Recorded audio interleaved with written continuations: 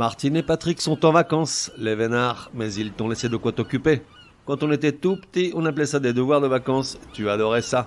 Cet été, on fait des fautes mais on se soigne, rediffuse des comprimés que t'aurais pas bien compris, pour réviser avachi sur tes serviettes pchit citron, pour que ça rentre. Allez, bonnes vacances à toi aussi, rentrée des classes dans quelques semaines.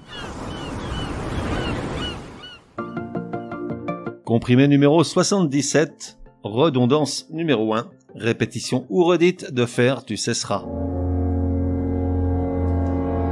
Et qu'est-ce qu'une redondance ? Il s'agit d'une répétition dans un même énoncé de mots ou expressions ayant le même sens, en général par maladresse ou par négligence de style. Les plus connus, qu'on appelle aussi pléonasmes, quand trop c'est trop, on les connaît depuis qu'on est tout petit. Descendre en bas, monter en haut, se lever debout.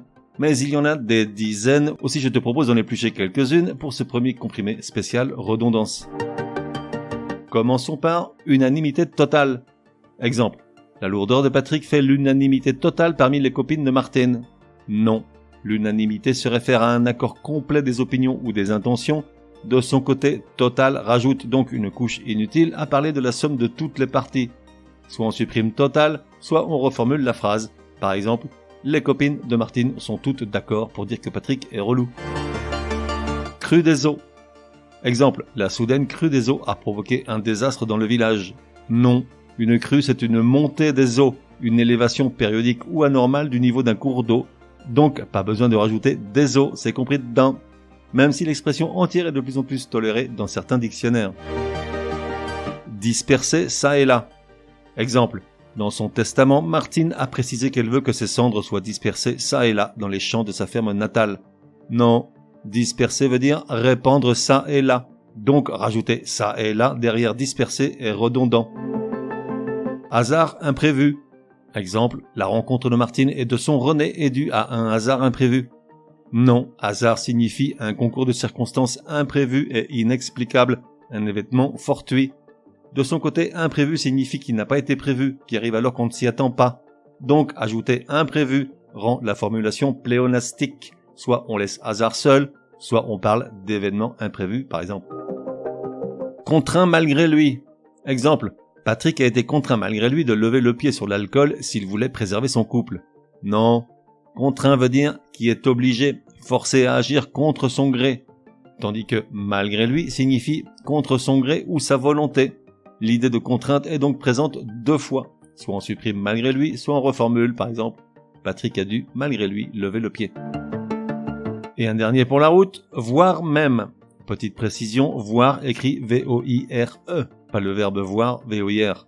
Exemple, Martine échafaude des plans pour passer une nuit entière avec son René, voire même un week-end entier. Non, voir V-O-I-R-E signifie et même. Il y a donc redondance à rajouter même.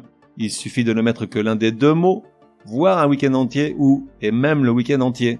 Néanmoins, si tu y tiens vraiment, sache qu'elle est de plus en plus tolérée et apparaît même dans certains dictionnaires. Résumé du comprimé numéro 77. Pour que ça rentre, comment cesser d'employer toutes ces redondances auxquelles on est abonné ?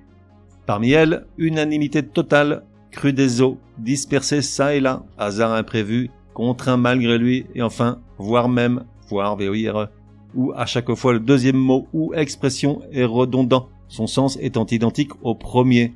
Pour ne plus tomber dans le piège, il suffit bien souvent de le supprimer, ou éventuellement de reformuler, et le tour est joué. On fait des fautes, mais on soigne, te donne rendez-vous demain pour un nouveau comprimé, au moins aussi énervant que celui-ci. Prends bien note, s'il y a une règle de français qui t'énerve grave, soumets-la à Martine et Patrick. Ils seront ravis, aussi crétins soient-ils, de la décortiquer lors d'un prochain comprimé. Pour cela, une seule adresse, contact@uncompriméparjour.com.